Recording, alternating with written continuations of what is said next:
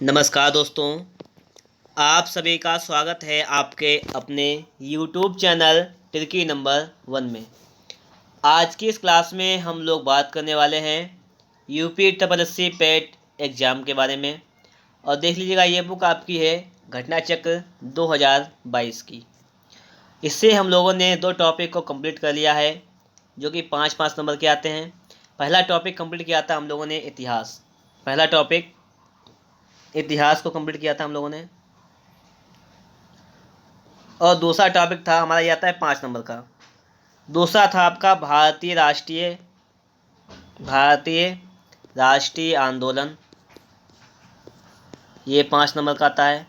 फिर आपका है भारत का भूगोल और विश्व का भूगोल, ये आपका आता है 5 नंबर का। क्लियर? तो यहाँ पर हम लोग विश्व के भूगोल को कम्प्लीटली पढ़ने वाले हैं। और आपके सामने इसका टॉपिक लिखा हुआ है विश्व का भौतिक भूगोल। क्या लिखा हुआ है? विश्व का भौतिक भूगोल। हम लोग यहाँ पर विश्व के भौतिक भूगोल को पढ़ने वाले हैं। ठीक है, अगर आपको वीडियो अच्छा लगे तो इसे लाइक जरूर कर देना। और अगर आप लोग पेट की तैयारी को और बेहतर करना चाहते हैं तो आपको हमारे चैनल पर जो है अलग अलग सब्जेक्ट की क्लासेस दी जा रही हैं, उनको भी आप लोग देख लीजिएगा। ठीक है, तो आपकी तैयारी है जो है बहुत ही सुपर टॉप हो जाएगी। तो यहाँ पर हम लोग स्टार्ट करेंगे। देखिएगा, आपके सामने जो है क्वेश्चन नंबर 1 आ चुका है। और इस बुक की खास बात यह है कि इस बुक में जितने भी क्वेश्चन कराए जाएंगे सारे प्रीवियस ईयर के क्वेश्चन हैं जो कि आपके एग्जाम में आ चुके हैं। सभी क्वेश्चन आपको ऐसे मिलेंगे जो एग्जाम में आ चुके हैं। निम्नलिखित में से कौन सी भूमि किसी भी देश में स्वामित्व में नहीं है? तो कौन सी भूमि जो है किसी भी देश के स्वामित्व में नहीं है? ये हो जाएगी आपकी अंटार्कटिका। क्या हो जाएगी?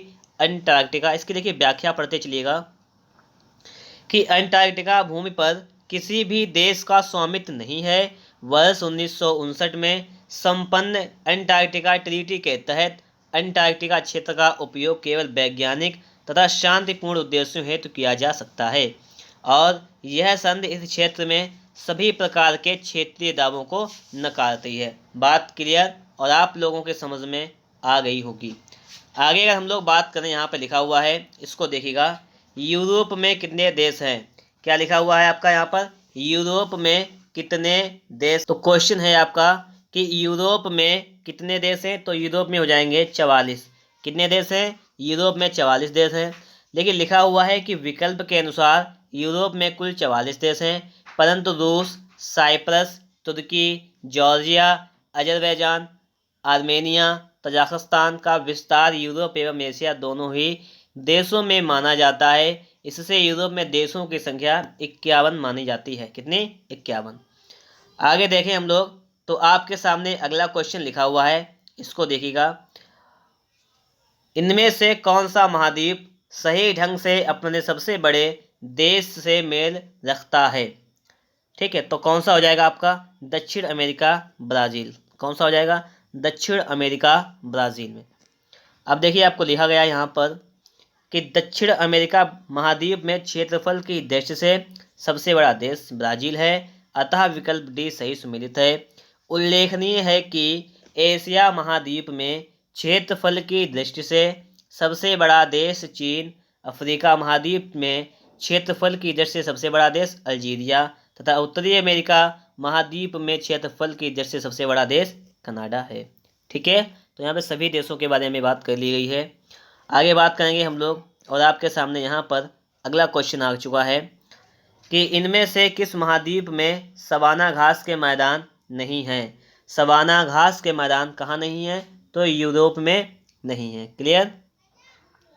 अब आप लोग देखिएगा, आपके सामने यहाँ पर इसकी व्याख्या लिखी हुई है कि सवाना घास के मैदान उष्णकटिबंधीय घास मैदान हैं जो उष्णकटिबंधीय वर्षा वनों और मरुस्थलीय वायुओं के बीच लहरदार बिखरे घास मैदानों के रूप में पाए जाते हैं। सवाना घास के मैदान मुख्यतः पूर्वी अफ्रीका में फैले हैं। इसके अतिरिक्त ये घास के मैदान दक्षिण America, Venezuela, Brazil, Uruguay, Argentina आदि और ऑस्ट्रेलिया में भी पाए जाते हैं, जबकि यूरोप में सवाना घास के मैदान नहीं पाए जाते हैं। तो हम लोगों ने देखिए इसकी हम लोग व्याख्या पढ़ते हुए चल रहे हैं, ताकि अगर कोई भी क्वेश्चन इसके अंदर से बनता है तो उस क्वेश्चन को भी आप लोग सॉल्व कर लें। ठीक है, आगे लिखा हुआ है, इसको देखिएगा। कि महाद्वीप जिसे the land of golden fleece के नाम से जाना जाता है, इसे जाना था ऑस्ट्रेलिया को the land of golden fleece. देखिएगा इसकी व्याख्या देखते हैं कि ऑस्ट्रेलिया महाद्वीप को the land of golden fleece के नाम से जाना जाता है, ऐसा इसके वैश्विक स्तर पर सबसे अधिक ऊन उत्पादन के कारण है। ऐसा क्यों है कि ये विश्व स्तर पर सबसे अधिक ऊन का उत्पादन करता है। क्लियर। आगे देखेंगे, आगे आपके सामने लिखा हुआ है विश्व का चौथा सबसे बड़ा महाद्वीप कौन सा है। विश्व का चौथा सबसे बड़ा महाद्वीप कौन सा है, तो हो जाएगा अफ्रीका महाद्वीप, वो दक्षिणी अमेरिका। क्या हो जाएगा, दक्षिणी अमेरिका हो जाएगा। विश्व का चौथा सबसे बड़ा महाद्वीप कौन सा हो जाएगा आपका, दक्षिण अमेरिका। अब देखिएगा इसकी व्याख्या में क्रम से लगे हुए देख लेते हैं कि क्षेत्रफल के आधार पर 7 महाद्वीपों का क्रम इस प्रकार है। सबसे बड़ा हो जाएगा एशिया, फिर अफ्रीका, फिर उत्तरी अमेरिका, फिर दक्षिणी अमेरिका, फिर अंटार्कटिका, यूरोप, ऑस्ट्रेलिया। तो आपसे पूछा गया है सबसे बड़ा जो है 4 नंबर का, तो 4 नंबर का तो आपका कौन सा हो जाएगा, दक्षिण अमेरिका, यही सही आपका है। ठीक है, आगे देखिएगा, आगे आपसे क्वेश्चन कह रहा है कि पृथ्वी पर सबसे बड़ा महाद्वीप कौन सा है। पृथ्वी पर सबसे बड़ा महाद्वीप कौन सा है, आप देखिएगा यहीं पर देख लीजिएगा कौन सा है, एशिया है, तो एशिया आपका राइट आंसर हो जाएगा। क्लियर। अगला लिखा हुआ है, देखिएगा पृथ्वी पर सबसे बड़ा महाद्वीप क्षेत्रफल और जनसंख्या दोनों में ही एशिया महाद्वीप है। एशिया महाद्वीप का क्षेत्रफल आपको यहाँ पर दिया गया है। ठीक है, इसने किलोमीटर में दिया गया है। हम लोग आगे बात करते हैं और देखिएगा यहाँ पर आपके सामने आ चुका है अगला क्वेश्चन, और अगला क्वेश्चन जो कि आपके सामने यहाँ पर लिखा हुआ है इसको देखिएगा आप लोग यहाँ पर कि क्षेत्रफल के आधार पर सबसे बड़ा महाद्वीप निम्न में से कौन सा है, तो ये कौन सा हो जाएगा, एशिया हो जाएगा। क्लियर, एशिया सबसे बड़ा हो जाएगा। आगे लिखा हुआ है इसको देखते हैं हम लोग यहाँ पर, निम्नलिखित में से कौन दुनिया का सबसे बड़ा नदी द्वीप है। निम्नलिखित में से कौन दुनिया का सबसे बड़ा नदी द्वीप है, तो आपका हो जाएगा माजुली। कहाँ पर है, जो कि असम में पड़ता है। कहाँ पर, असम में पड़ता है। आपके सामने यहाँ पर लिखा हुआ है कि माजुली द्वीप ब्रह्मपुत्र नदी के मध्य में स्थित विश्व का सबसे बड़ा ताजे पानी का नदी द्वीपीय तंत्र है। यह असम राज्य में स्थित है। क्लियर बात है, कौन सा हो जाएगा, माजुली द्वीप, जो कि असम में है। अगला देखिएगा, अगला आपके सामने यहाँ पर है, निम्नलिखित में से कौन सा विकल्प हिंद महासागर में दूसरा सबसे बड़ा द्वीप है। हिंद महासागर में दूसरा सबसे बड़ा द्वीप कौन सा हो जाएगा, श्रीलंका। कौन सा हो जाएगा, श्रीलंका हो जाएगा। और देखिए इसकी व्याख्या देखते हैं हम लोग यहाँ पर, हिंद महासागर का सबसे बड़ा द्वीप मेडागास्कर है, जो हिंद महासागर के दक्षिण पश्चिम में स्थित है। इसका क्षेत्रफल 5,87,713 वर्ग किलोमीटर है। हिंद महासागर का दूसरा सबसे बड़ा द्वीप श्रीलंका है। ग्रीनलैंड क्षेत्रफल की दृष्टि से विश्व का सबसे बृहत्तम द्वीप है। सबसे बड़ा द्वीप है क्षेत्रफल की दृष्टि से, कौन सा है, ग्रीनलैंड। ठीक है, विश्व का। आगे बात करें तो लिखा हुआ है कि ग्रीनलैंड कहाँ स्थित है। ग्रीनलैंड कहाँ पर स्थित है, आपसे यहाँ पर पूछा गया है, तो यह स्थित है उत्तरी अटलांटिक में। कहाँ है, उत्तरी अटलांटिक में स्थित है। देखिए लिखा हुआ है कि ग्रीनलैंड उत्तरी अटलांटिक महासागर में स्थित है। यह पूरे वर्ष बर्फ से ढका रहता है। यह क्षेत्रफल की दृष्टि से विश्व का सबसे बड़ा द्वीप है। क्षेत्रफल की दृष्टि से विश्व का सबसे बड़ा द्वीप है। आगे देखते हैं हम लोग यहाँ पर कि विश्व का सबसे बड़ा द्वीप कौन सा है, तो विश्व का सबसे बड़ा द्वीप है आपका ग्रीनलैंड। ठीक है, आगे देखिएगा, इसके बाद क्रमिक रूप से बोर्नियो, अंडमान और निकोबार तथा सिंगापुर का स्थान है। ये भी लिखा हुआ है आपका यहाँ पर। आगे लिखा हुआ है कि ग्रेनेडा कहाँ पर स्थित है। कौन सा, ग्रेनेडा स्थित है। ग्रेनेडा कहाँ स्थित है, तो ये हो जाएगा कैरेबियन सागर में। कहाँ है, ग्रेनेडा जो है वो है कैरेबियन सागर में है। आगे देखिएगा अगला क्वेश्चन कि ग्रेनेडा स्थित है, ग्रेनेडा कहाँ स्थित है, कैरेबियन सागर में। ठीक है, अब देखिए आपका यहाँ पर शुरू होता है अगला चैप्टर, नदियों तथा नदियों की घाटी। नदियाँ तथा नदियों की घाटी, यहाँ पर आपका टॉपिक शुरू होता है। इस वीडियो में आपको वही क्वेश्चन मिलेंगे जो आपके यूपीएससी आयोग के द्वारा पूछे गए हैं। ठीक है, और आपको ये बुक पूरी कंप्लीट मिल जाएगी। आपको एक वीडियो में एक टॉपिक बिल्कुल ही बेहतरीन और शानदार तरीके से कंप्लीट कराया जा रहा है यहाँ पर। तो आप लोग वीडियो को ज़्यादा से ज़्यादा दोस्तों के पास शेयर करेंगे तो और बेहतर बात होगी। और आगे देखिएगा अगला है कि डेन्यूब नदी का उद्गम किस देश में है। डेन्यूब नदी का उद्गम कहाँ से होता है? ये होता है जर्मनी से। कहाँ से? जर्मनी से। अब देखिए आप लोग आगे लिखा हुआ है कि डेन्यूब नदी मध्य यूरोप में बहने वाली एक नदी है। यह जर्मनी के ब्लैक फॉरेस्ट से निकलती है और काला सागर में मिल जाती है। डेन्यूब नदी 10 देशों से गुजरती है और उन 10 देशों के नाम आपके सामने हैं। Germany, Austria, Slovakia, Hungary, Croatia, Serbia, Bulgaria, Moldova, Ukraine, Romania. Volga नदी के बाद डेन्यूब नदी, जो डेन्यूब यूरोप की दूसरी सबसे लंबी नदी है। ये भी एक फैक्ट है आपका यहाँ पर पॉइंट। आगे लिखा हुआ है, इसको देखिएगा कि कौन सी नदी पूर्वी चीन सागर में गिरती है? तो ये हो जाएगी आपकी यांगसे। कौन सी हो जाएगी? यांगसे हो जाएगी। यहाँ पे लिखा हुआ है कि यांगजी या यांगसे या यांगटीसी नदी पूर्वी चीन सागर में गिरती है। मेकोंग नदी दक्षिण चीन सागर में गिरती है। गंगा नदी बंगाल की खाड़ी में गिरती है। इसके अंदर से भी क्वेश्चन आ सकता है, इसलिए मैं आपको ये भी व्याख्या बता रहा हूँ। अगला देखिएगा आप लोग यहाँ पर, निम्नलिखित में से कौन सी नदी विषुवत रेखा को 2 बार पार करती है? विषुवत रेखा को 2 बार कौन सी नदी पार करती है? कांगो नदी पार करती है।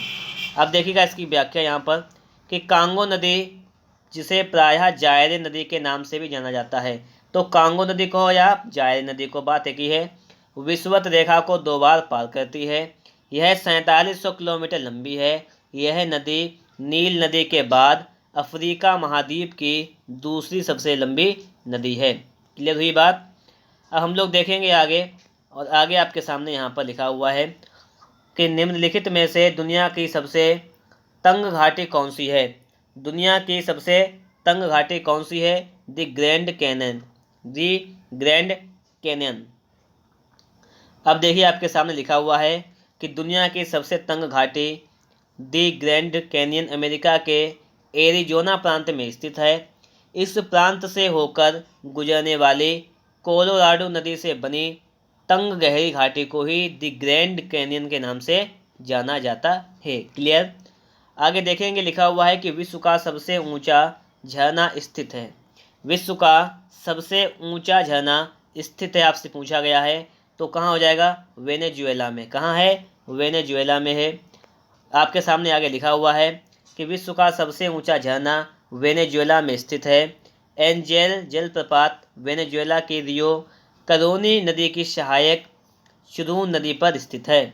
इसकी ऊंचाई 979 मीटर है। यह जलप्रपात वेनेजुएला के कनेमा नेशनल पार्क में स्थित है। बात आपके यहाँ तक समझ में आ रही होगी, और आगे हम लोग चलेंगे अगले क्वेश्चन पर। और अगला क्वेश्चन जो कि अब आपके सामने लिखा हुआ है, निम्नलिखित में से कौन सा दुनिया में सबसे ज़्यादा ऊंचाई वाला झरना है?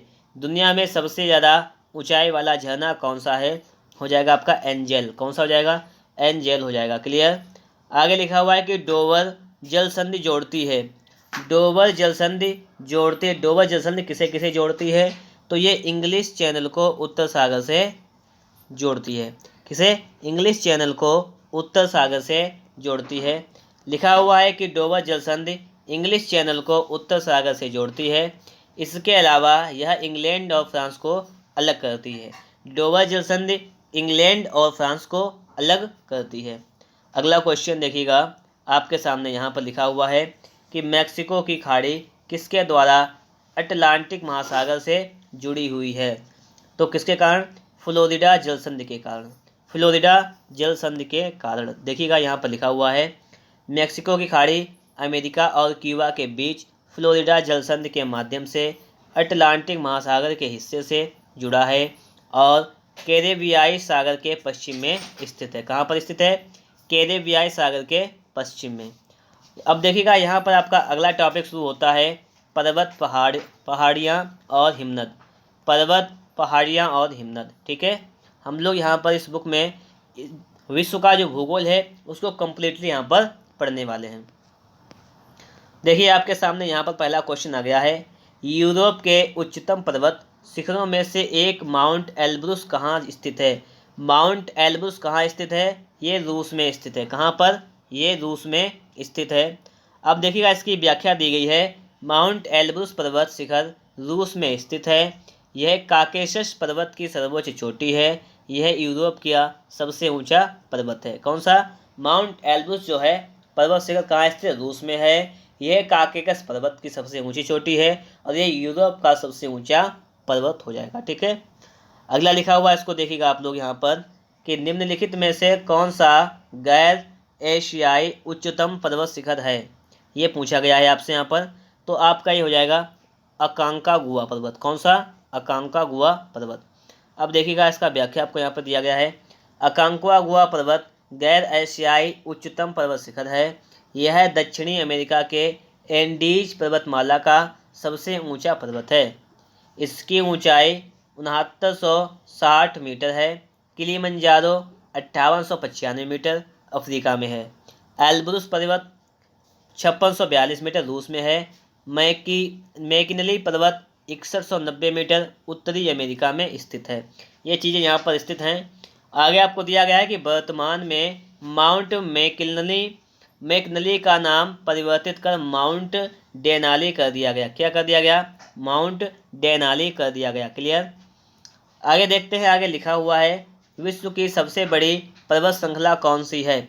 विश्व की सबसे बड़ी पर्वत श्रृंखला कौन सी है? हो जाएगी एंडीज। विश्व की सबसे बड़ी पर्वत श्रृंखला कौन सी है? एंडीज हो जाएगी। और यहाँ पर आपके सामने लिखा हुआ है, इसको देखिएगा। एंडीज पर्वत श्रृंखला विश्व की सबसे बड़ी पर्वत श्रृंखला है। यह दक्षिणी अमेरिका महाद्वीप के पश्चिमी तट पर उत्तर से दक्षिण लगभग 7200 किलोमीटर तक फैली है। इसकी सबसे ऊंची चोटी एकांकागुआ 6960 मीटर है। तो ये बात आप लोगों के समझ में आ गई होगी। ठीक है, तो अगर आप लोगों को वीडियो अच्छा लग रहा है तो आप लोग एक बार वीडियो को लाइक कर दीजिएगा। चैनल पर नए हैं, चैनल को सब्सक्राइब नहीं किए हैं तो चैनल को सब्सक्राइब भी जरूर कर लीजिएगा। हम लोग देखते हैं अगला क्वेश्चन। क्वेश्चन नंबर 4 आपके सामने यहाँ पर आ चुका है, इसको देखिएगा आप लोग। लिखा हुआ है ड्राकिन्सबर्ग पर्वत किस देश में स्थित है? ड्राकिन्सबर्ग पर्वत है दक्षिण अफ्रीका में। कहाँ है? दक्षिण अफ्रीका में है। लिखा हुआ है कि ड्राकिन्सबर्ग पर्वत श्रेणी दक्षिण अफ्रीका का सर्वोच्च पर्वत है। इसका विस्तार दक्षिण अफ्रीका एवं लेसोथो 2 देशों में है। कहाँ कहाँ? दक्षिण अफ्रीका और लेसोथो, यहाँ पर हो जाएगा। अगर हम लोग आगे बात करें तो यहाँ पर आपके सामने अगला क्वेश्चन लिखा हुआ है, इसको देखिएगा आप लोग। अगला क्वेश्चन आपका लिखा हुआ है, देखिए यहाँ पर कि माउंट किलिमंजारो, ठीक है, माउंट किलिमंजारो तंजानिया में स्थित एक निष्क्रिय ज्वालामुखी है। कहाँ स्थित है? तंजानिया में। इसकी ऊंचाई दी गई है आपको कि 5895 मीटर ऊंचा है ये। क्लियर? आगे देखो, कंचनजंगा विश्व में तीसरा सबसे बड़ा पर्वत के बीच सीमा पर स्थित है। मतलब किसकी सीमा पर स्थित है? तो ये भारत और नेपाल की सीमा पर स्थित है। कौन सा? कंचनजंगा। कौन सा स्थित है? कंचनजंगा। क्लियर? लिखा हुआ है कि हिमालय क्षेत्र में स्थित कंचनजंगा विश्व की तीसरी सबसे ऊंची पर्वत चोटी है, जिसकी ऊंचाई 8598 मीटर है। यह भारत और नेपाल सीमा पर स्थित है। अब देखिएगा आपके सामने अगला टॉपिक है मरुस्थल और शुष्क क्षेत्र। इस सभी टॉपिक में सिर्फ वही क्वेश्चन दिए गए हैं जो UPSSC आयोग पूछता है। अगला है आपका यहाँ पर कह रहा है क्वेश्चन की पेटागोनिया कहाँ स्थित है? पेटागोनिया कहाँ है? ये अर्जेंटीना में है। पेटागोनिया अर्जेंटीना में है। लिखा हुआ है कि पेटागोनिया अर्जेंटीना एवं चिली में विस्तृत शुष्क प्रदेश है। यह एंडीज प्रदेश के गिरिपद में अवस्थित वृष्टि छाया क्षेत्र है। क्लियर हो जाएगी बात यहाँ तक, और आप लोगों को सारी बातें समझ में भी आ रही होंगी। आगे लिखा हुआ है, देखिएगा यहाँ पर कि तनामी रेगिस्तान निम्नलिखित में से किस देश में स्थित है? तनामी रेगिस्तान जो है वो ऑस्ट्रेलिया में स्थित है। कहाँ? ऑस्ट्रेलिया में स्थित हो जाएगा। आगे देखिएगा यहाँ पर लिखा हुआ है कि कराईकल कुम रेगिस्तान स्थित है। कौन सा? कजाइल लिखा हुआ है, यहाँ पर लिखा हुआ है कि कजाइल कुम रेगिस्तान कहाँ पर स्थित है? कजाइल कुम कहाँ पर हो जाएगा आपका? लिखा हुआ है सऊदी अरब, उत्तरी ईरान, उज्बेकिस्तान, तुर्कमेनिस्तान। ठीक है, तो यहाँ पर इसका राइट आंसर क्या हो जाएगा? इसका राइट आंसर आपका हो जाएगा यहाँ पर उज्बेकिस्तान और तुर्कमेनिस्तान, इन दोनों में स्थित है। अब देखो आप लोग यहाँ पर कजाइल कुम रेगिस्तान मध्य एशिया के तुर्कमेनिस्तान, उज्बेकिस्तान और कजाकिस्तान देशों में स्थित है। यहाँ पर मतलब 3 देश दिए गए हैं, तुर्कमेनिस्तान, उज्बेकिस्तान और कजाकिस्तान, तीनों में स्थित है। ठीक है। अगला है कि विश्व में सबसे बड़ा गर्म रेगिस्तान कौन सा है। गर्म रेगिस्तान कौन सा है, तो हो जाएगा आपका सहारा। कौन सा, सहारा।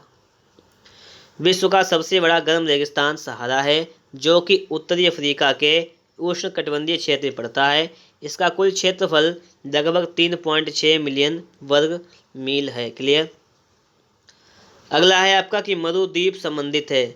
मरुद्वीप संबंधित है तो हो जाएगा रेगिस्तान से। किससे हो जाएगा, रेगिस्तान से संबंधित हो जाएगा। मरुद्वीप रेगिस्तान से संबंधित है। यह शुष्क क्षेत्र में मीठे पानी के स्रोत द्वारा निर्मित उपजाऊ क्षेत्र होता है। ठीक है, ये उपजाऊ क्षेत्र होता है। अगला देखिएगा आप लोग यहाँ पर कि निम्नलिखित में से कौन सा देश आंशिक या पूर्ण रूप से सहारा रेगिस्तान में नहीं आता है। कौन सा देश जो है वो सहारा रेगिस्तान में नहीं आता है, ये पूछा गया है। तो आपको यहाँ पर ये बताना है। तो आपका ये हो जाएगा नाइजीरिया। क्या हो जाएगा, नाइजीरिया हो जाएगा। अब देखो लिखा हुआ है कि सहारा रेगिस्तान विश्व का सबसे बड़ा इतर ध्रुवीय रेगिस्तान है। यह करीब 3.6 मिलियन वर्ग मील क्षेत्र में फैला है और इस मरुस्थल का विस्तार क्षेत्र अल्जीरिया, चाड, लीबिया, मॉरिटानिया, नाइजर, माली, सूडान, ट्यूनीशिया, पश्चिमी सहारा, मिस्र और मोरक्को तक है। नाइजीरिया में इसका विस्तार नहीं है। आगे देखेंगे हम लोग यहाँ पर शुष्क हवा सांता अना कहाँ बहती है। सांता अना कहाँ बहती है ये आपको बताना है। तो सांता अना कहाँ बहती है, ये बहती है कैलिफोर्निया में। कहाँ बहती है, कैलिफोर्निया में बहती है। ठीक है, क्लियर। अब हम लोग देखेंगे आगे और आपके सामने यहाँ पर आगे लिखा हुआ है, इसको देखिएगा। लिखा हुआ है कि सांता अना दक्षिण कैलिफोर्निया यूएसए में चलने वाली स्थानीय पवन है। सांता एना चिनूक के समान गर्म एवं शुष्क होती है, परंतु चिनूक के विपरीत सांता एना पवन पूर्वी पश्चिम विस्तृत घाटी में चैनल पवन के रूप में प्रवाहित होती है। क्लियर हुई बात। हम लोग आगे देखेंगे। हमारा अगला टॉपिक लिखा हुआ है वन। क्या लिखा हुआ है, वन। हम लोग इसके बारे में यहाँ पर पढ़ेंगे। इसमें कितने क्वेश्चन हैं आपके देखिएगा। पहला क्वेश्चन यहाँ पर है कि जहाँ ऋतु के अनुसार पेड़ों से पत्तियाँ झड़ जाती हैं उन्हें कहते हैं, उन्हें क्या कहते हैं, तो उन्हें कहते हैं पर्णपाती वन। क्या कहते हैं, पर्णपाती वन कहते हैं। जहाँ ऋतु के अनुसार पेड़ों से पत्तियाँ झड़ जाती हैं उन्हें पर्णपाती वन कहते हैं। इन वनों को 2 भागों में बांटा गया है, आर्द्र पर्णपाती वन, शुष्क पर्णपाती वन। क्लियर। अगला देखिएगा टॉपिक आपका है खनिज संसाधन। कौन सा टॉपिक है आपका, यहाँ पर आपका टॉपिक है खनिज संसाधन। तो खनिज संसाधन में देखते हैं आपके सामने पहला क्वेश्चन। वर्ष 2014 तक उपलब्ध जानकारी के अनुसार निम्नलिखित में से कौन सा विश्व में टिन का अग्रणी उत्पादक देश है। ये 2014 तक की बात कर रहा है, जो कि एग्जाम में आया हुआ था 2019 में। ठीक है, तो ये कौन सा हो जाएगा यहाँ पर, तो यहाँ पर आपका राइट आंसर हो जाएगा चाइना। कौन सा हो जाएगा, चीन। अब देखो आप लोग यहाँ पर प्रश्नकाल के दौरान चीन टिन उत्पादन में विश्व में प्रथम स्थान पर था।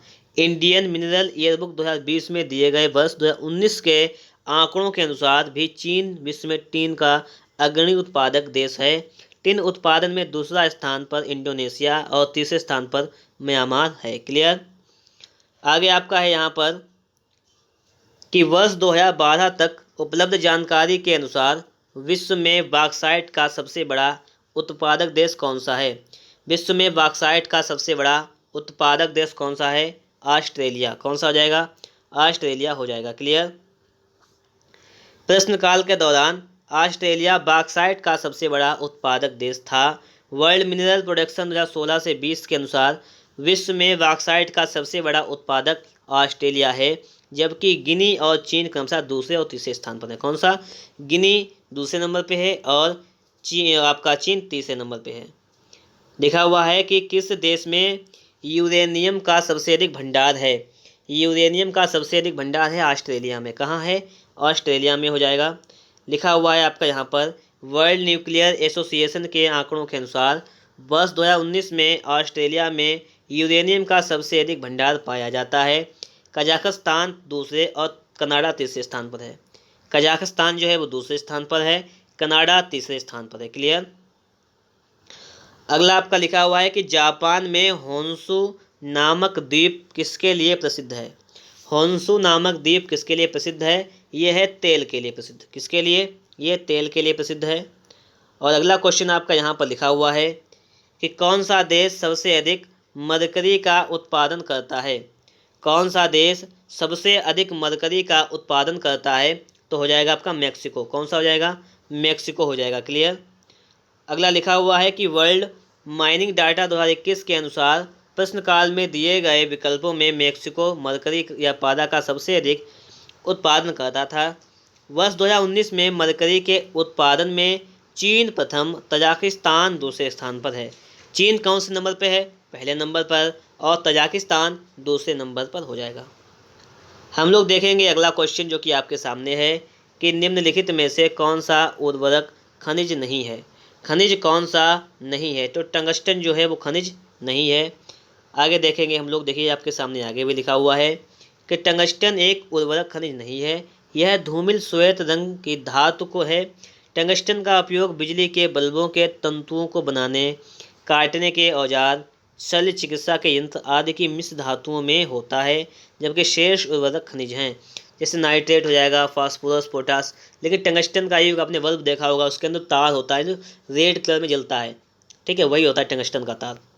आगे देखें हम लोग। आपके सामने अगला लिखा हुआ है, इसको देखिएगा आप लोग।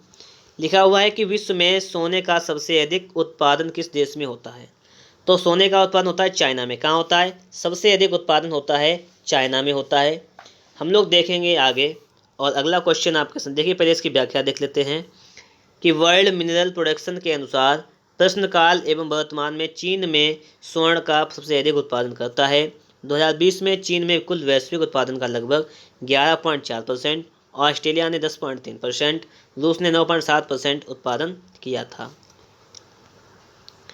आपका टॉपिक शुरू होता है अगला, विश्व का राजनीतिक भूगोल। कौन सा टॉपिक है आपका?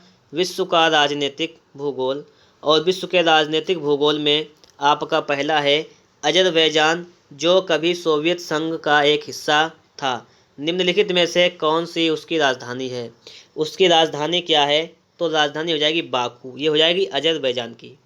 अब आपके सामने आगे सभी राजधानियाँ दी गई हैं। देखो इसको कि अजरबैजान देश की राजधानी बाकू है, उज्बेकिस्तान की ताशकंद, मंगोलिया की उलान बटार, यूक्रेन की कीव। तो ये इसकी राजधानियाँ हो जाएंगी।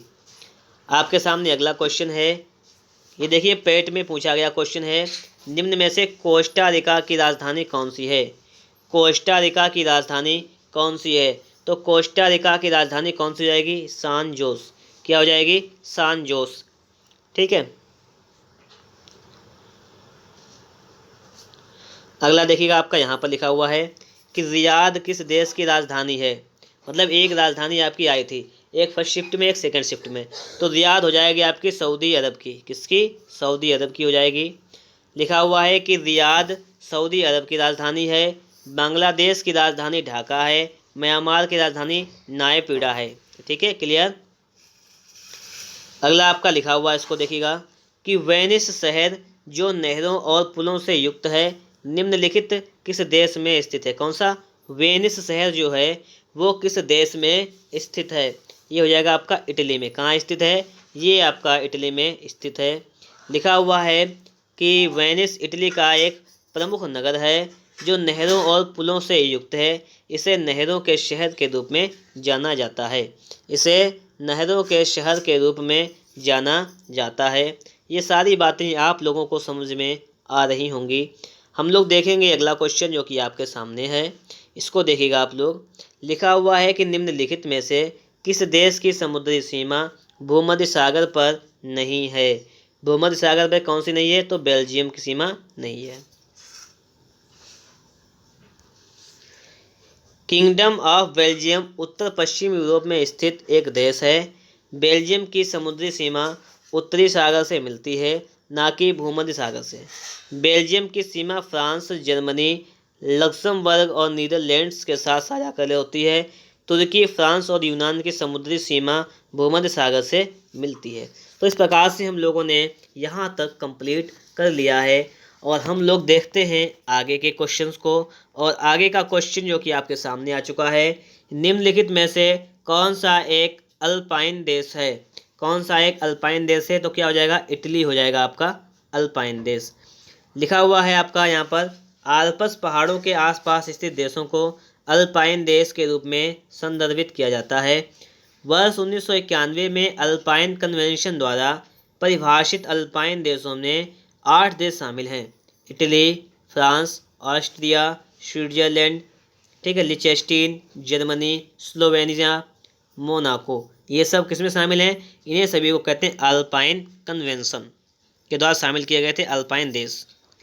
अगला आपका है, निम्न में से कौन सा यूरोपीय देश है? कौन सा यूरोपीय देश है? तो हो जाएगा बुल्गारिया। क्या हो जाएगा आपका? ये आपका हो जाएगा बुल्गारिया।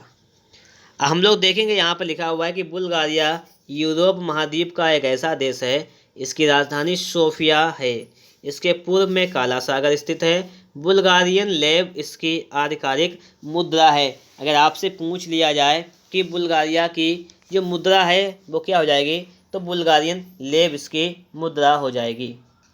ठीक है, अगला क्वेश्चन है आपके सामने यहाँ पर, दुनिया का सबसे छोटा देश वेटिकन सिटी कौन सा हो जाएगा? Vatican city. देखिए लिखा हुआ यहाँ पर, वेटिकन सिटी यूरोप महाद्वीप में स्थित एक ऐसा देश है। वेटिकन एक स्थित एक देश है। वेटिकन सिटी पृथ्वी पर सबसे छोटा स्वतंत्र देश है, जिसका क्षेत्रफल केवल 44 हेक्टेयर है। यह इटली के शहर रोम में स्थित है। ईसाई धर्म के प्रमुख संप्रदाय रोमन कैथोलिक चर्च का यही केंद्र है और इस संप्रदाय के सर्वोच्च धर्मगुरु पोप का निवास यही स्थित है। क्लियर हो गई बात? आगे देखिएगा अगला क्वेश्चन, और अगला क्वेश्चन आपके सामने यहाँ पर है, विश्व के में क्षेत्रफल के आधार पर सबसे छोटा देश कौन सा है? सबसे छोटा देश हो जाएगा आपका वेटिकन सिटी। ठीक है, अगला देखो क्वेश्चन, क्वेश्चन नंबर 10 है आपका, विश्व में सबसे अधिक सीमाओं वाला देश कौन सा है?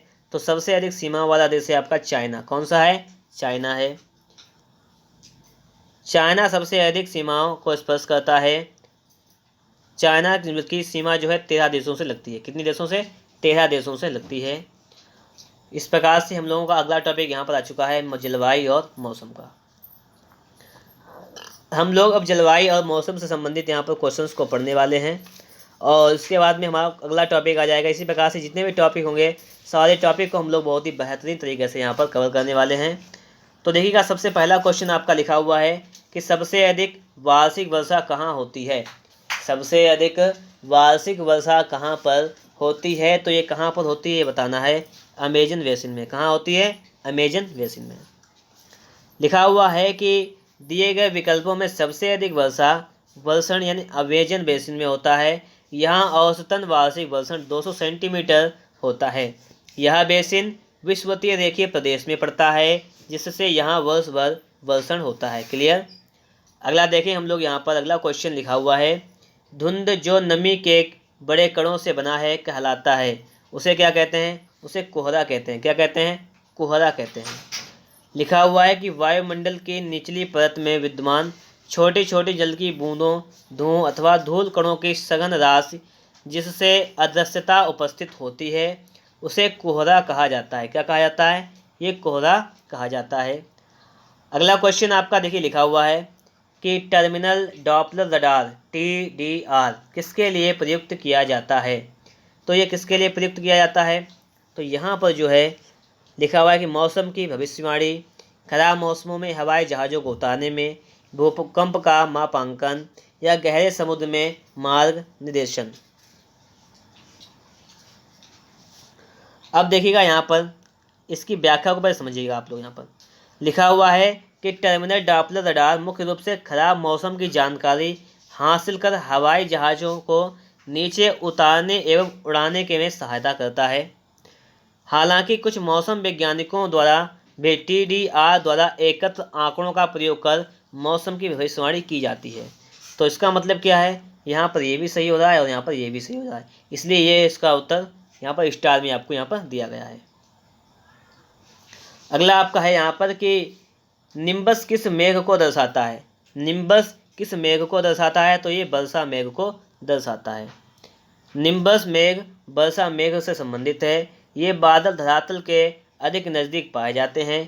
काले रंग के ये घने बादल किसी भी आकार के हो सकते हैं। इनकी सघनता के कारण अंधकार जाता है, अत्यधिक मात्रा में वर्षा होती है। निम्बस एक लैटिन शब्द है जिसका अर्थ होता है वर्षा मेघ। निम्बस एक कैसा शब्द है आपका, लैटिन शब्द है, ठीक है। और आगे देखते हैं, लिखा हुआ है आपके सामने अगला टाइम जोन। टाइम जोन से क्वेश्चन यहाँ पर दिए गए हैं, उनको देख लेते हैं हम लोग। दुनिया को समय क्षेत्रों में बांटा गया है। समय क्षेत्र की तुलना की कुल संख्या कितनी है, समय क्षेत्र की कुल संख्या कितनी है, ये हो जाएगी आपकी 24। अगला है पूरी दुनिया को केवल कुल 24 समय क्षेत्रों में बांटा गया है। भारत में केवल एक समय क्षेत्र है। वर्तमान में सबसे अधिक समय क्षेत्र फ्रांस के पास हैं, कितने हैं, 12 हैं, ठीक है। अगला लिखा हुआ है आपका क्वेश्चन, ग्रीनविच मीन टाइम से भारत मानक समय कितना आगे है। ये कितना आगे है, ये 5.5 घंटे आगे है। अब इसको देख लेते हैं। भारत के मानक समय का निर्धारण 28 डिग्री 30 मिनट पूर्व से किया जाता है। क्योंकि दो देशांतरों के मध्य 4 मिनट का अंतर होता है, अतः भारतीय मानक समय ग्रीनविच मीन टाइम से 5.5 घंटा आगे है। उल्लेखनीय है कि ग्रीनविच मीन टाइम को शून्य मानकर बाकी देशांतरों की गणना की जाती है तथा शून्य के पूर्व और पश्चिम में 180 अंश देशांतर रेखाएं खींची जाती हैं। यहाँ तक की बात आप लोगों को समझ में आ गई होगी। और हम लोग देखते हैं यहाँ पर अगला क्वेश्चन, जो कि आपके सामने यहाँ पर लिखा हुआ है। लिखा हुआ है कि Greenwich mean time GMT globe पर टाइम जोन की शुरुआत का प्रतीक है और किसी भी देश में समय GMT के आगे या पीछे देश के घंटों की संख्या को मापने का समय है। ग्रीनविच निम्नलिखित में से किस शहर के पास स्थित है, तो ये लंदन के पास स्थित है, ठीक है। और हम लोग देखेंगे इसकी व्याख्या को। यहाँ पर लिखा हुआ है कि विश्व को 24 समय जोनों में विभाजित किया गया है। कितने में, विश्व को 24 समय जोनों में विभाजित किया गया है। ग्रीनविच मीन टाइम 0 डिग्री देशांतर में गुजरता है, जो ब्रिटेन के लंदन शहर के पास से होकर गुजरता है। भारत का स्थानीय समय 82.5 डिग्री पूर्वी देशांतर रेखा है, जो ग्रीनविच रेखा से 5.5 घंटे आगे है। यहाँ तक कि आप लोगों को बात समझ में आ रही होगी। और हम लोग देखेंगे आगे के क्वेश्चंस को। और इसके बाद आपका आ चुका है अगला टॉपिक, जिसका नाम है जनसांख्यिकीय परिवर्तन और प्रवास, ठीक है। इससे रिलेटिव आपको 3-4 क्वेश्चन मिलेंगे और उसके बाद शुरू होगा हमारा यहाँ पर विविध। इसके विश्व के भूगोल की विविध को हम लोग शुरू करने वाले इसके बाद। तो पहले पहला क्वेश्चन देखते हैं, जनसंख्या के आधार पर देशों की सूची में भारत की रैंक क्या है। तो भारत 2nd पोजीशन पर है, पहले नंबर पर चाइना है। प्रश्नकाल तथा वर्तमान में भी चाइना जनसंख्या की दृष्टि से प्रथम स्थान पर, दूसरे स्थान पर भारत, पता है पहले ही आपको। पृथ्वी के उत्तरी गोलार्ध में रहने वाली कुल मानव आबादी का अनुमानित परसेंटेज क्या है, तो ये कितना हो जाएगा, 90%। किसमें रहती है, उत्तरी गोलार्ध में। उत्तरी गोलार्ध पृथ्वी का वह भाग है जो भूमध्य रेखा के उत्तर में स्थित है। उत्तरी गोलार्ध में रहने वाली कुल मानव आबादी का अनुमानित 90% है। कितना है, 90%। निम्नलिखित देशों में से किसकी विश्व में न्यूनतम प्रजनन दर है, तो कौन सा देश है, दक्षिण कोरिया। कौन सा है, दक्षिण कोरिया है।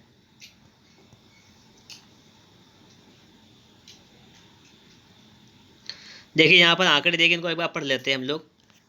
विश्व बैंक के आंकड़ों के अनुसार सिंगापुर वर्ष 2020 में प्रजनन दर 1.1%, दक्षिण कोरिया की 0.8, लाटविया की 1.6।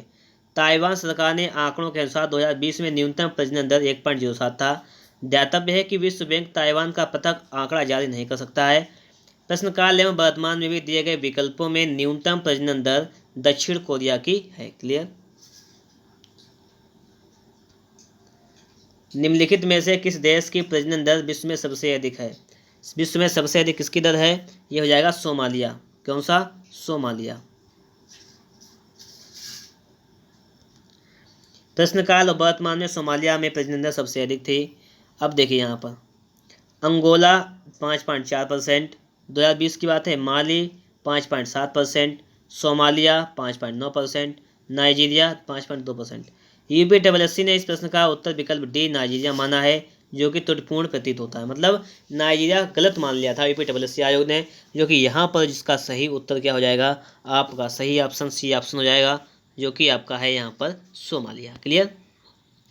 अब आ चुका है यहाँ पर देखिएगा, आपके सामने लिखा हुआ है विश्व का भूगोल विविध, और विविध के बाद हमारा ये विश्व का भूगोल टॉपिक जो है वो कम्प्लीटली ख़त्म हो जाएगा। ठीक है, तो हम लोग यहाँ पर इसको भी समाप्त करने वाले हैं। बस थोड़ा सा और इंतजार, 50 क्वेश्चन लगभग इसमें आपको मिल जाएंगे। उन 50 क्वेश्चंस के बाद हमारा विश्व का भूगोल जो है वो बिल्कुल अच्छी तरीके से समाप्त हो जाएगा। ठीक है, अब देखो आप लोग यहाँ पर लिखा हुआ है पहला कि तेज हवाओं द्वारा किस प्रकार की मिट्टी उड़कर आती है और जमा हो जाती है। तो ये हो जाएगा आपका बलुई मिट्टी। कौन सी? बलुई मिट्टी। और इस घटना को क्या कहते हैं? वायु अपरदन कहते हैं। अगला लिखा हुआ है आपका कि टेरा रोसा शब्द का तात्पर्य क्या है। मतलब लाल मिट्टी। टेरा रोसा किससे है तात्पर्य? लाल मिट्टी से। लिखा हुआ है काष्ठ स्थलाकृति यानी काष्ठ प्रदेश में चट्टान के ऊपरी सतह पर लाल चिकनी मिट्टी का एक पतला आवरण पाया जाता है, जिसे टेरा रोसा कहा जाता है। इसका निर्माण चूना पत्थर वाले चट्टानों के अपक्षय से होता है। निम्नलिखित में से कौन सा देश विश्व में गेहूं का सबसे अधिक बड़ा उत्पादक देश है? कौन सा देश हो जाएगा आपका? चाइना। FAO के आंकड़ों के अनुसार वर्ष 2020 में चीन विश्व में गेहूं का सबसे बड़ा उत्पादक देश है। भारत एवं रूस क्रमशः दूसरे और तीसरे स्थान पर हैं। अगला क्वेश्चन आपका है यहाँ पर, अंगूर की खेती करने को या संवर्धन को निम्नलिखित में से किस नाम से जाना जाता है? तो इसे जाना जाता है विटीकल्चर के नाम से। क्या नाम से? विटीकल्चर के नाम से। सिल्क का सबसे अधिक उत्पादक है। सिल्क का सबसे अधिक उत्पादक क्या हो जाएगा? चाइना। क्या हो जाएगा? चाइना हो जाएगा। आपका देखिएगा आगे लिखा हुआ भी है यहाँ पर कि इंटरनेशनल सेरीकल्चर कमीशन के अनुसार चीन सिल्क का सबसे अधिक उत्पादन करता है। विश्व में सिल्क उत्पादन में भारत का दूसरा स्थान है। वर्ष 2020 में भी उत्पादन में भी चीन का प्रथम और भारत दूसरे स्थान पर था। क्लियर बात। अगला क्वेश्चन है आपका यहाँ पर, इसको देखिएगा, वैश्विक कपास उत्पादन में भारत का हिस्सा इतने से अधिक है। कितने से आपसे यहाँ पर अधिक पूछा गया है, कितने से अधिक है। ठीक है, तो देखिएगा यहाँ पर आप क्या करेंगे, ये माना था आपका 1/3 से अधिक। कितने से? 1/3 से अधिक। लेकिन इसको पढ़ लेते हैं हम लोग यहाँ पर। दिए गए प्रश्न के हिंदी और अंग्रेजी संस्करण में भिन्नता है। अंग्रेजी प्रसंस्करण में वैश्विक कपास क्षेत्रफल में भारत का हिस्सा मतलब India accounts for ever of the global cotton area पूछा जा रहा है, जबकि हिंदी संस्करण में उत्पादन में पूछा जा रहा है। FAO द्वारा जारी 2019 के आंकड़ों के अनुसार कपास बीज उत्पादन में भारत का प्रथम स्थान है, जबकि चीन और संयुक्त राज्य अमेरिका क्रमशः दूसरे तीसरे स्थान पर हैं। आयोग ने इस प्रश्न का उत्तर विकल्प ए माना था। क्या माना था? ये 1/3 माना था। ठीक है, ये माना था आयोग ने। निम्नलिखित में से कौन सा देश का संसार में धान उत्पादन में दूसरा स्थान है? किसका दूसरा स्थान है यहाँ पर ये पूछा गया है। तो ये हो जाएगा आपका भारत का। FAO द्वारा जारी 2020 के आंकड़ों के अनुसार वर्तमान में विश्व में धान उत्पादन में भारत का दूसरा स्थान है। चीन इस दृष्टि से प्रथम स्थान पर है। क्लियर। अगला क्वेश्चन है आपका यहाँ पर पेट में आया हुआ है, निम्नलिखित में से कौन सा ग्रह सूर्य के सबसे नज़दीक है? सूर्य के सबसे नज़दीक कौन सा है? बुध। कौन सा हो जाएगा? बुध। अब देखो आप लोग यहाँ पर लिखा हुआ है कि बुध सूर्य के सबसे नज़दीक है। सूर्य से दूरी के अनुसार ग्रहों का क्रम, पहले बुध, फिर शुक्र, पृथ्वी, मंगल, बृहस्पति, शनि, अरुण, वरुण, यह बढ़ते हुए क्रम में हो जाएगा। सौर परिवार का सबसे बड़ा ग्रह कौन सा हो जाएगा? ये हो जाएगा आपका बृहस्पति। कौन सा हो जाएगा? बृहस्पति हो जाएगा। लिखा हुआ है कि सौर परिवार का सबसे बड़ा ग्रह बृहस्पति है। इसका औसत घनत्व 1.32 ग्राम प्रति सेंटीमीटर क्यूब है। बृहस्पति अपने अक्ष पर सौरमंडल का सबसे अधिक तेज गति से घूर्णन करने वाला ग्रह है। बृहस्पति के तीव्र घूर्णन के कारण एक चुंबकीय क्षेत्र उत्पन्न होता है तथा इसके पास स्वयं की रेडियो ऊर्जा होती है, इसलिए यह तारा एवं ग्रह दोनों के गुण को प्रदर्शित करता है। कौन सा? बृहस्पति। यह बात आप लोगों को समझ में आ गई होगी। हम लोग देखते हैं अगला क्वेश्चन, निम्न में से किस ग्रह के सबसे अधिक प्राकृतिक उपग्रह हैं? सबसे अधिक प्राकृतिक उपग्रह किसके हैं? ये हैं बृहस्पति के। क्लियर? आपके सामने देखिएगा, आपके सामने यहाँ पर लिखा हुआ है किसके कितने उपग्रह हैं। ठीक है, बुध का प्राकृतिक उपग्रह कितने हैं आपके? 0। शुक्र का 1, 0। पृथ्वी का हो जाएगा आपका 1, चंद्रमा जो है। मंगल का 2 हो जाएगा आपका। बृहस्पति का 79। शनि का कितना हो जाएगा? 82। और आपका यहाँ पर अरुण का 27, वरुण का 14। ठीक है, क्लियर बात हो गई। और यहाँ पर आपका अगला क्वेश्चन लिखा हुआ है, इसको भी देख लेते हैं हम लोग। अगला क्वेश्चन है आपका यहाँ पर, देखिएगा इसको। सौरमंडल की उत्पत्ति से संबंधित इनमें से कौन सा सिद्धांत सही ढंग से मेल खाता है? कौन सा सिद्धांत सही ढंग से मेल खाता है? तो हो जाएगा ज्वारीय हाइपोथेसिस, जेम्स जीन्स और हेरोल्ड जेफरी। ये आपका राइट आंसर यहाँ पर हो जाएगा। हम लोग आगे देखेंगे, आगे आपके सामने लिखा हुआ है, इसको देखिएगा। सौरमंडल की उत्पत्ति से संबंधित परिकल्पनाओं का ये सही सुमेलित निम्नवत है। नेबुलर परिकल्पना लाप्लास, ज्वारीय हाइपोथेसिस जेम्स जीन और हेरोल्ड जेफरी के द्वारा की गई थी। गैसीय हाइपोथेसिस कांट के द्वारा की गई थी। ये बात आप लोगों के समझ में आ गई होगी यहाँ तक। और हम लोग चलेंगे अब आगे, और यहाँ पर आपके सामने आगे लिखा हुआ है, इसको देखिएगा, इनको भी देखिएगा। और क्या है यहाँ पर? ग्रहीय हाइपोथेसिस ये की गई थी परिकल्पना चेम्बरलिन और मोल्टन के द्वारा। अद्वैतवादी संकल्पना के अंतर्गत कांट की गैसीय या वायव्य राशि परिकल्पना एवं लाप्लास की निहारिका परिकल्पना तथा द्वैतवादी संकल्पना के अंतर्गत चेम्बरलिन और मोल्टन की ग्रही परिकल्पना जेम्स जीन्स और हेरोल्ड जेफरी की ज्वारीय परिकल्पना प्रस्तुत की। मतलब आप लोग यहाँ पर थोड़ा समझने का प्रयास करना है कि ये परिकल्पनाओं की बात करते हैं। यहाँ पर आपको परिकल्पना संबंधित यहाँ पर चीज़ें दी गई। इसको एक बार वीडियो को पॉज करके देख लीजिएगा, फिर एक बार आप लोग रिपीट में पढ़ लीजिएगा इसको। अगला क्वेश्चन है आपका, निम्नलिखित में से कौन सा ग्रह पृथ्वी की अपेक्षा आकार में छोटा है? पृथ्वी की अपेक्षा आकार में छोटा कौन सा हो जाएगा? तो यहाँ पर आपका ऑप्शन हो जाएगा शुक्र। क्या हो जाएगा? ऑप्शन शुक्र हो जाएगा। देखो लिखा हुआ है यहाँ पर, छोटे से बड़े के अनुसार हो जाएगा बुध, मंगल, शुक्र, पृथ्वी, नेपच्यून, यूरेनस, शनि, बृहस्पति। ठीक है, तो शुक्र जो है पृथ्वी से छोटा है। अब आपका देखिए अगला क्वेश्चन है यहाँ पर, आकार के अवरोही क्रम को दर्शाता है। आकार के अवरोही क्रम को कौन सा दर्शाता है ये बताना है। ठीक है, तो यहाँ पर सबसे बड़ा हो जाएगा आपका यूरेनस, पृथ्वी, मंगल, बुध। तो ये हो जाएगा आपका अवरोही क्रम। क्लियर? तो देखिएगा सबसे बड़ा कौन सा हो जाएगा आपका यहाँ पर? सबसे बड़ा बृहस्पति, फिर शनि, फिर यूरेनस, नेपच्यून, उसके बाद पृथ्वी, शुक्र, मंगल, बुध। बात समझ में आ गई होगी आपको। आगे चलते हैं हम लोग यहाँ पर। तो यहाँ पर क्वेश्चन नंबर लिखा हुआ है 14 नंबर, सूर्य का दीप्तमान आमुख जिसे हम देखते हैं कहलाता है, उसे हम क्या कहते हैं? क्या कहलाता है? ये बात आपसे पूछी गई है। उसे कहते हैं प्रकाश मंडल। क्या कहते हैं? प्रकाश मंडल कहते हैं। सूर्य का दीप्तमान आमुख जिसे हम देखते हैं वह प्रकाश मंडल कहलाता है। सूर्य का वातावरण मुख्य रूप से प्रकाश मंडल, वर्णमंडल तथा प्रभा मंडल से मिलकर बना है। प्रकाश मंडल में सूर्य की ऊर्जा प्रकाश के रूप में प्रकट होती है, जिससे यही भाग दिखाई पड़ता है। क्लियर? अगला देखिएगा आप लोग, नासा के अनुसार सूर्य के बाद पृथ्वी के निकटतम सितारा कौन सा है? तो निकटतम सितारा कौन सा हो जाएगा आपका यहाँ पर?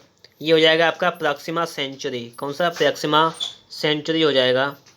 अल्फा सेंचुरी एक तारा नहीं है बल्कि तारा व्यवस्था है। प्रॉक्सिमा सेंचुरी सूर्य के बाद पृथ्वी के निकट स्थित तारा है। क्लियर? ये भी हो जाएगा। किस ग्रह को लाल ग्रह के नाम से जाना जाता है?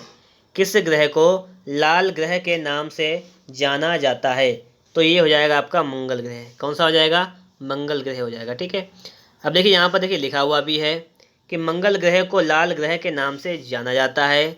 इसका लाल रंग आयरन ऑक्साइड के कारण है। इसके दो उपग्रह फोबोस और डीमोस हैं, जबकि शुक्र ग्रह को भोर का तारा तथा सांझ का तारा कहते हैं। बुध ग्रह सूर्य का सबसे नज़दीकी तथा सौरमंडल का सबसे छोटा ग्रह है, जबकि बृहस्पति सौरमंडल का सबसे बड़ा ग्रह है। क्लियर? सबसे अधिक चमकीला ग्रह कौन सा है? तो सबसे अधिक चमकीला ग्रह है शुक्र। कौन सा है? शुक्र हो जाएगा। शुक्र ग्रह सबसे अधिक गर्म और चमकीला ग्रह है। इसे पृथ्वी की जुड़वा बहन और भोर और सांझ का तारा भी कहते हैं। सूर्य की किरणों को पृथ्वी तक पहुंचने में कितना समय लगता है? तो समय लगता है लगभग 500 सेकंड का। कितना? लगभग 500 सेकंड का लगता है, जिसे हम कहते हैं 8 मिनट 19 सेकंड या 8 मिनट 20 सेकंड। अगला है कि निम्नलिखित में से कौन सा ग्रह आंतरिक ग्रहों की श्रेणी में नहीं है? आंतरिक ग्रहों की श्रेणी में कौन सा नहीं है? तो वरुण नहीं है। ठीक है, और कौन कौन से हैं अब वो देख लीजिएगा इसकी व्याख्या। सौर मंडल में सूर्य से दूरी के आधार पर आंतरिक तथा बाह्य ग्रहों की कल्पना की गई है। आंतरिक ग्रहों से बुध, शुक्र, पृथ्वी और मंगल आते हैं। आंतरिक ग्रह जो है सिलिकेट तथा धातुओं से बने होते हैं, जबकि बाह्य ग्रहों के निर्माण में गैसों की प्रधानता है। बाह्य ग्रहों में बृहस्पति, शनि, अरुण, वरुण आते हैं। कौन कौन से? बृहस्पति, शनि, अरुण, वरुण। अगला लिखा हुआ है पृथ्वी, लिखा हुआ है दार्ढ्य पथ पर सूर्य की परिक्रमा करती है। किस पथ पर करती है? यही बात है ना यहाँ पर, ये हो जाएगी अंडाकार पथ पर। क्लियर? पृथ्वी द्वारा सूर्य की कक्षा में चक्कर लगाना भू परिक्रमण कहलाता है। पृथ्वी को सूर्य की परिक्रमा करने में लगभग 365.25 दिन या 365 दिन 5 घंटे 59 मिनट 16 सेकंड का समय लगता है। इसे सौर दिवस भी कहा जाता है। क्लियर बात? अगला आपका लिखा हुआ है, इसको देखिएगा कि पृथ्वी की पपड़ी का प्रमुख अंग मुख्य रूप में से गठित होता है। किसके द्वारा गठित होता है? तो ये हो जाएगा आपका ऑक्सीजन तथा सिलिकॉन के द्वारा। भूप्रपटी में पाए जाने वाले प्रमुख तत्वों का विवरण इस प्रकार है कि ऑक्सीजन होती है 46.6%, सिलिकॉन 27.72%, एल्यूमिनियम 8.13%, लोहा 5%। क्लियर? अगला आपका लिखा हुआ है पृथ्वी का कठोर बाहरी हिस्सा जिसमें क्रस्ट और बाह्य मेंटल शामिल हैं, उसे क्या कहते हैं? उसे कहते हैं स्थल मंडल। क्या कहते हैं? उसे हम लोग यहाँ पर स्थल मंडल कहते हैं। और लिखा हुआ है स्थल मंडल भूपृष्ठ पर पाए जाने वाले ठोस सैल पदार्थों की परतें हैं। इसका निर्माण खनिज तत्वों, शैलों तथा मिट्टी से हुआ है। स्थल मंडल संपूर्ण पृथ्वी के क्षेत्रफल का लगभग 30% है। कितना है? लगभग 30% हो जाएगा। क्लियर? अगला देखिएगा आप लोग, यहाँ पर आपके सामने लिखा हुआ है कि दिन और रात कहाँ बराबर होते हैं? दिन और रात बराबर होते हैं विषुवत रेखा पर। कहाँ पर बराबर होते हैं? ये विषुवत रेखा पर बराबर होते हैं। दिन और रात विषुवत रेखा पर बराबर होते हैं क्योंकि विषुवत रेखा पर सूर्य की किरणें वर्ष भर लंबवत पड़ती हैं। पृथ्वी के परिभ्रमण गति के कारण दिन व रात होते हैं। दिन व रात होते क्यों हैं? तो पृथ्वी के परिभ्रमण गति के कारण। अगला क्वेश्चन है आपका कि किसी वर्ष की उन तिथियों को क्या कहते हैं जिसमें रात और दिन की लंबाई में अंतर सबसे अधिक होता है? तो उसे कहते हैं संक्रांति। क्या कहते हैं? संक्रांति कहते हैं। रात और दिन की लंबाई में सबसे अधिक अंतर संक्रांति पर होता है। कर्क संक्रांति के समय उत्तरी गोलार्ध में सबसे लंबा दिन और सबसे छोटी रात होती है। इसके विपरीत दक्षिणी गोलार्ध में सबसे छोटा दिन और सबसे लंबी रात होती है। क्लियर? ये बात आप लोगों को यहाँ तक समझ में आ गई होगी। अगर आपको वीडियो अच्छा लगा तो लाइक ज़रूर कर दीजिएगा। अगला है कि 1 डिग्री अक्षांश कितने किलोमीटर को दर्शाता है? तो ये दर्शाता है 111 किलोमीटर को। क्लियर? 111 किलोमीटर को दर्शाता है। आगे देखिएगा, आपके सामने अगला क्वेश्चन है। अक्षांश पर एक वृत्त जो पृथ्वी की भूमध्य रेखीय सतह से 52 डिग्री दक्षिण में है कहलाता है। क्या कहलाता है? ये कहलाता है 52वां समानांतर दक्षिण। क्या कहलाता है? 52वां समानांतर दक्षिण कहलाता है। अब देखिए आगे, अक्षांश का एक वृत्त जो पृथ्वी की भूमध्य रेखीय सतह से 52 डिग्री दक्षिण में है 52वां समानांतर दक्षिण अक्षांश कहलाता है। भूमध्य रेखा के उत्तर और दक्षिण में 335 डिग्री के मध्य उपोष्ण कटिबंधीय उच्च वायुदाब पेटी अश्व अक्षांश के नाम से जानी जाती है। ये बात समझ में आ रही होगी। और हम लोग देखते हैं अगला क्वेश्चन जो कि आपके सामने है यहाँ पर, कि पृथ्वी का अर्ध व्यास कितना है। पृथ्वी का अर्ध व्यास हो जाएगा 6371 किलोमीटर। अर्ध व्यास का मतलब त्रिज्या, कि पृथ्वी की त्रिज्या कितनी है? 6371 किलोमीटर हो जाएगी।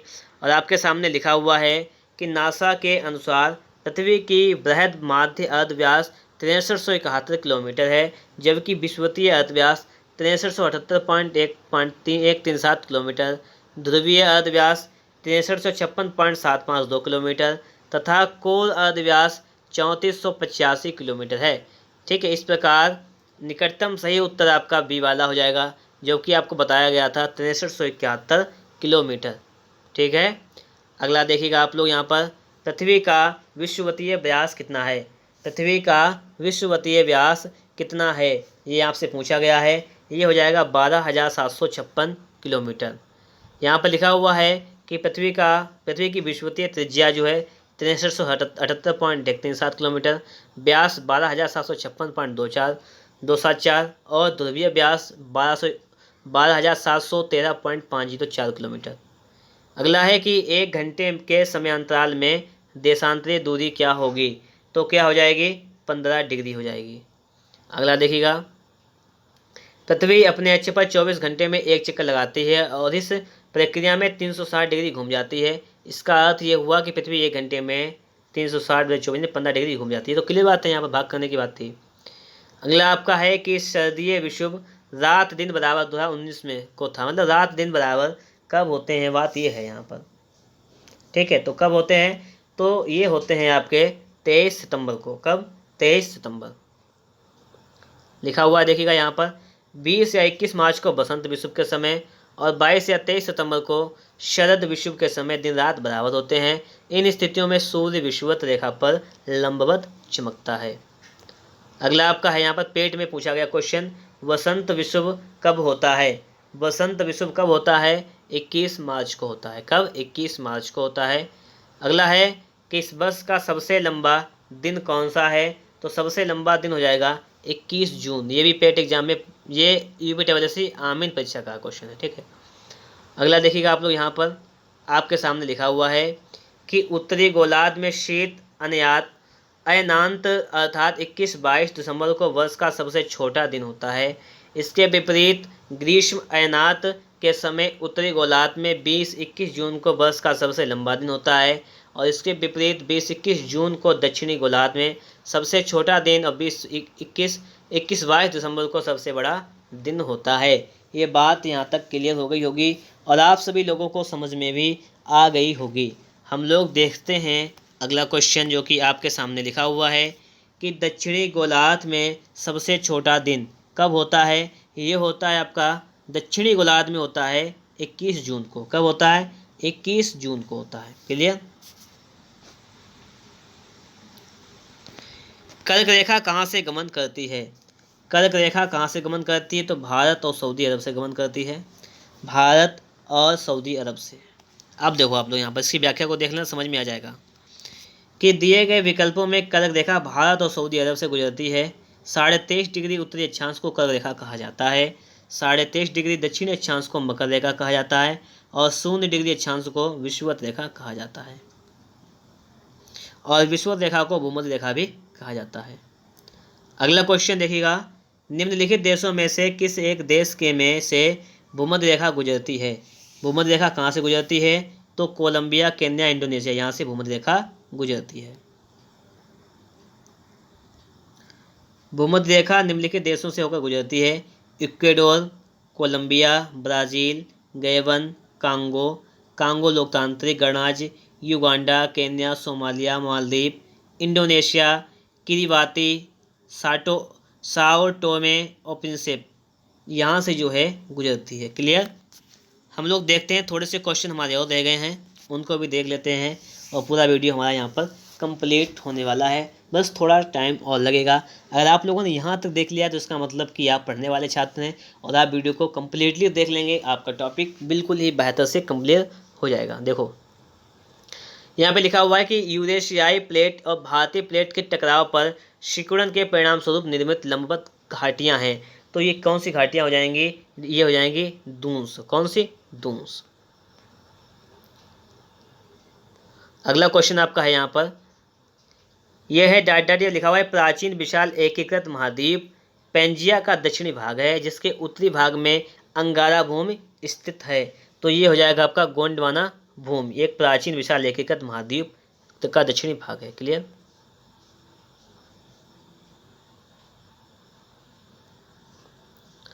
अगला है कि यूरोप का प्रमुख मछुआई क्षेत्र डॉगर बैंक कहाँ स्थित है? डॉगर बैंक कहाँ स्थित है? ये हो जाएगा आपका उत्तरी सागर में। कहाँ पर स्थित है? ये उत्तरी सागर में स्थित है।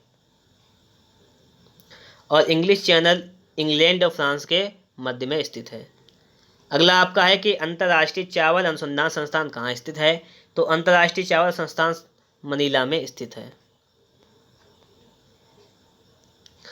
अंतर्राष्ट्रीय चावल अनुसंधान संस्थान फिलीपींस की राजधानी मनीला में स्थित है। वर्ष 1960 में स्थापित यह केंद्र चावल अनुसंधान के मामले में सबसे पुराना अनुसंधान केंद्र है। वर्ष 2018 में केंद्र सरकार की पहल पर अंतर्राष्ट्रीय चावल अनुसंधान संस्थान का वाराणसी में दक्षिण एशिया क्षेत्रीय केंद्र खोला गया है। यह क्षेत्रीय केंद्र वाराणसी में स्थित है। राष्ट्रीय बीज अनुसंधान एवं प्रशिक्षण केंद्र के परिसर में। कहाँ पर स्थित है? राष्ट्रीय बीज अनुसंधान एवं प्रशिक्षण केंद्र के परिसर में स्थित है। अगला आपके सामने यहाँ पर लिखा हुआ है, इसको देखिएगा आप लोग। लिखा हुआ है असंगत मिलान खोजो। कौन सा खोजना है? असंगत मिलान यहाँ पर खोजना है। तो दुनिया में सबसे बड़ा प्राणी कौन सा हो जाएगा? ब्लू व्हेल सही है। अगला है आपका दुनिया में सबसे बड़ा डेल्टा सुंदरबन का डेल्टा बांग्लादेश भारत में सही है। दुनिया में सबसे गहरी झील, दुनिया में सबसे गहरी झील, ठीक है, कौन सी हो जाएगी? सुपीरियर झील नहीं है, ये हो जाएगी आपकी बैकाल झील। कौन सी हो जाएगी? बैकाल झील। दुनिया में सबसे बड़ा रेगिस्तान, दुनिया में सबसे बड़ा रेगिस्तान आपका कौन सा हो जाएगा? ये हो जाएगा आपका सहारा नहीं, ये कौन सा हो जाएगा? अंटार्कटिका हो जाएगा। ठीक है। अब देखिएगा आप लोग यहाँ पर, इसको समझिएगा। दुनिया की सबसे गहरी झील कनाडा और अमेरिका में स्थित सुपीरियर झील नहीं बल्कि रूस की बैकाल झील है सबसे गहरी झील। दुनिया का सबसे बड़ा रेगिस्तान या मरुस्थल अंटार्कटिका है जबकि सहारा सबसे बड़ा उष्ण मरुस्थल है। और यहाँ पर आपसे उष्ण नहीं पूछा गया था, मतलब गर्म नहीं पूछा गया था, तो अंटार्कटिका आपका सबसे बड़ा हो जाएगा। क्लियर। अगला लिखा हुआ है आपका यहाँ पर 41 नंबर क्वेश्चन है कि पटाका किस देश की मुद्रा है? पटाका जो है वह मकाऊ की मुद्रा है और मकाऊ जो है वो चीन का एक विशेष प्रशासनिक क्षेत्र है। अगला आपका है यहाँ पर, निम्न में से किसे हिंद महासागर के सबसे गहरे बिंदु के रूप में जाना जाता है? तो ये हो जाएगा आपका सुंडा ट्रेंच।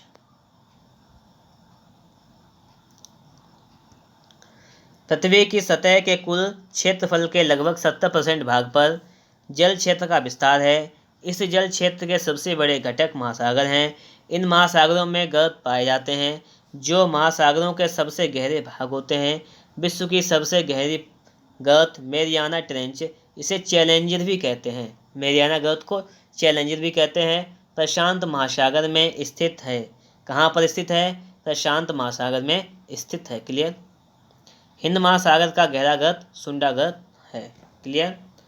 अब देखिएगा आप लोग थोड़ा सा आगे, प्रसिद्ध जावा ट्रेंच नामक सबसे गहरा स्थल किस महासागर में स्थित है? तो ये कहाँ पर स्थित है आपका? ये है हिंद महासागर में। अगला देखिएगा आप लोग यहाँ पर, अगला आपके सामने है कि बारिश की छायाएं तब बनाई जाती हैं जब हवाएं नमी से को ऊपर उठाने के लिए तेजी से बढ़ती हैं। जहां हवा ठंडी होती है और बारिश या बर्फ के रूप में अपनी नमी को वेग से नीचे गिराने के लिए संघनित होती है। इनमें से कौन सा वर्षा छाया प्रभाव नहीं बनाता है। तो कौन सा नहीं बनाता है? भूमध्य सागर के तटीय क्षेत्र ये नहीं बनाते हैं। क्लियर?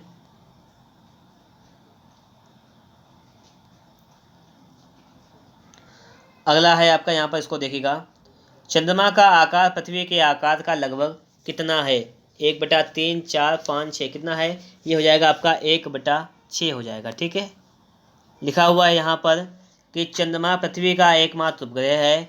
यह सौरमंडल का 5वां सबसे विशाल प्राकृतिक उपग्रह है।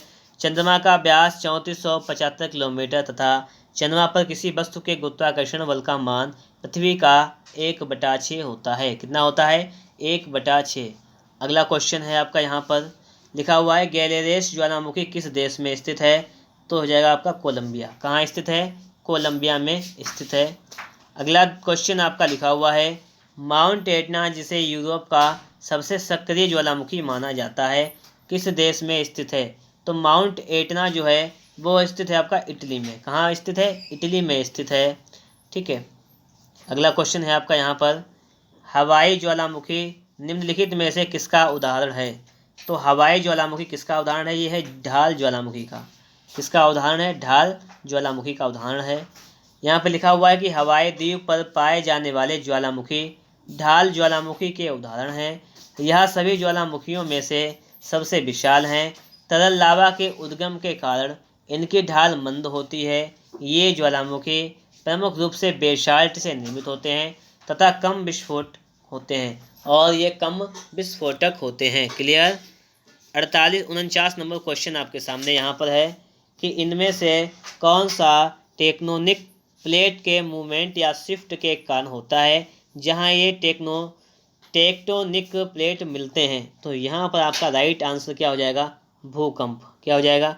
भूकंप आपका राइट आंसर हो जाएगा। और अगला देखिएगा, यहाँ पर लिखा हुआ है भूकंप के आने का मूलभूत कारण टेक्टोनिक प्लेटों का संचलन है। ये भौगोलिक परिघटना सबसे अधिक उस स्थान पर घटित होती है जहाँ ये टेक्टोनिक प्लेट आपस में मिलते हैं, तो वहाँ पर ये घटना सबसे अधिक घटित होती है। अगला आपका है यहाँ पर कौन सा जीवित पक्षी विश्व का सबसे छोटा अंडा देता है? कौन सा जीवित पक्षी विश्व का सबसे छोटा अंडा देता है? तो यहाँ पर कौन सा हो जाएगा? यहाँ पर आपका तो ये हो जाएगा आपका बी हमिंग बर्ड। कौन सा हो जाएगा? Bee hummingbird. ठीक है, और यह विश्व का सबसे छोटा पक्षी भी है। अगला आपका है कि ग्रेट बैरियर रीफ एक है। ग्रेट बैरियर रीफ एक क्या है? ये एक प्रवाल रचना है। ग्रेट बैरियर रीफ एक प्रवाल रचना है। और यहाँ पर लिखा हुआ है कि ग्रेट बैरियर रीफ ऑस्ट्रेलिया के क्वींसलैंड तट पर प्रशांत महासागर में स्थित प्रवाल संरचना है। यह विश्व की सबसे बड़ी मूंगा चट्टान प्रणाली है। यह लगभग 3,48,000 वर्ग किलोमीटर क्षेत्र तक फैली हुई है। यह अपनी जैव विविधता के लिए प्रसिद्ध है। इसे वर्ष 1981 में विश्व विरासत स्थल घोषित किया गया था। क्लियर हो गई बात? और अगला देखिएगा आपके सामने यहाँ पर है पृथ्वी पर सबसे अधिक शीत तापमान पूर्वी अंटार्कटिका में कितना रिकॉर्ड किया गया है? ये रिकॉर्ड किया गया है -93.2 डिग्री सेल्सियस। अब यहाँ पर लिखा हुआ है कि पूर्वी अंटार्कटिका में यह तापमान 10 अगस्त 2010 को रिकॉर्ड किया गया था। सैटेलाइट पर्यवेक्षण द्वारा दर्ज यह तापमान संशोधनीय भी है। अगला देखिएगा, लास्ट क्वेश्चन है आपका यहाँ पर निम्नलिखित में से कौन सा पदार्थ समुद्र जल से निकाला जाता है? तो उसका नाम है ब्रोमीन। क्या है? ब्रोमीन है, समुद्र जल से निकाला जाता है। ब्रोमीन समुद्र जल और खारी झीलों के जल में पाया जाता है। इसकी खोज ए.जे. बालार्ड ने 1826 में किया था। यह हैलोजन ग्रुप का तत्व है। कौन से ग्रुप का? हैलोजन ग्रुप का तत्व है। तो दोस्तों इस प्रकार से हम लोगों ने विश्व का भूगोल जो था वो बिल्कुल ही एक ही वीडियो में कंप्लीट कर लिया है। अगर आप लोगों को वीडियो अच्छा लगा हो तो आप लोग इस वीडियो को एक बार लाइक कर दीजिएगा। चैनल पर नए हो, चैनल को सब्सक्राइब नहीं किए हो तो चैनल को सब्सक्राइब करके साथ में बेल आइकन को भी प्रेस कर लीजिएगा। मिलेंगे आप लोगों को एक नेक्स्ट वीडियो में एक नेक्स्ट टॉपिक के साथ।